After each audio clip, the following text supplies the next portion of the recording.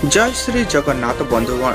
देश तथा राज्यर समस्त कृषकों पई केंद्र और राज्य सरकार सर्वदा तांको उन्नति पई लागू करुछंती अनेक सुविधावादी प्रयोजन स्कीम, जहाँकि जड़े चाषी एही अनेक योजना जानी तार प्रक्रिया रे शामिल हुई चाष संबंधित अनेक असुविधा दूर करि परिबो। अनेक समय देखा जाए जे देशर अनेक चाषी सरकारक विभिन्न योजना विषय जानि न पारि सेमाने ताहार लाभ पाइबारु वंचित हेउछंती। ताहा आपण चाषी सुलभ बैंक ऋण कथा कहतु अथवा किसान क्रेडिट कार्ड और पीएम किसान निधि भली किस्ती टंका प्रदान योजना। हाँ बंधुगण, एही वीडियो रे आमे आपनकु जणाइबु पीएम किसान सम्मान निधि योजनार 19तम किस्ती केबे सरकार प्रदान करुछंती और तार कौन सबु नूतन अपडेट रहिछि। ता सहित पीएम किसान योजनार केवाईसी केमिति करिवे एवं एही योजना रे आपणक नाम लिस्ट रे अछि कि नाही केमिति जानिबे, फोन बा लैपटॉप सहायरे तथा रिजेक्ट होइथिले कौन करिवे ताहार संपूर्ण प्रक्रिया विषय भिडियोटी आरंभ करिबा पूर्वरु आम चैनल को प्रथम थर आसीथिले निश्चय गुटे सब्सक्राइब करिवे फ्रेंड्स। फेब्रुआरी 2025 शेष में किसान सम्मान निधि 19तम किस्ती टंका खाता को आसवाक जाउछि। सरकारक द्वारा सूचना जे फेब्रुआरी 24 तारिख रे खाता को आसिबो 19तम किस्ती। तेबे सरकार समस्त योग्य हिताधिकारी को ए केवाईसी संपूर्ण करिबा पई सूचना दैछंती। प्रधानमंत्री किसान योजना एक केंद्रीय क्षेत्र योजना जहार 100% पांठी भारत सरकार द्वारा प्रदान करा जायथाय। एही योजना अधीन रे योग्य चाषी मानकु प्रति वर्ष 6000 टंका को 3टी किस्ती रे प्रदान करा जायथाय। अर्थात वर्ष को चाषी सुविधा पाई 4 मास को थरे 2000 टंका केंद्र सरकार प्रदान करिथांती। सरकार चाषी मानकु चेताई देछंती जे कोनोसी नकली व्यक्ति चाषी पैसा न नेबा पाई ई केवाईसी कराई नेबा आवश्यक। आपण एहीपरि मध्य ई केवाईसी कराई पारिबे। पीएम किसान पोर्टाल एवं मोबाइल ऐप रु ओटीपी माध्यम रे ई केवाईसी करा जाई पारिबो।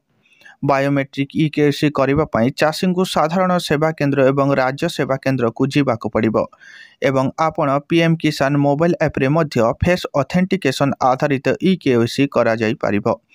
जदि आपण नूतन पंजीकरण करिवे तेबे आपणक पाखरे मुख्यतः आधार कार्ड, नागरिकता प्रमाणपत्र एपरि कोनोसी दलील रहिबा उचित जहा दर्शाए जे से जमीर मालिक एवं गोटिए बैंक अकाउंट इत्यादि। पीएम किसान योजना रे वर्तमान सुधा 18तम किस्ती टंका प्रदान करि सारिछंती सरकार, किंतु सबुठारु बड़ कथा हेउछि सबु चाषी को एही टंका मिली नाही। एही योजना रे चाषी माने बारंबार आवेदन करिथिले मध्य ए पर्यंत तांक अकाउंट को टंका आसी नाही।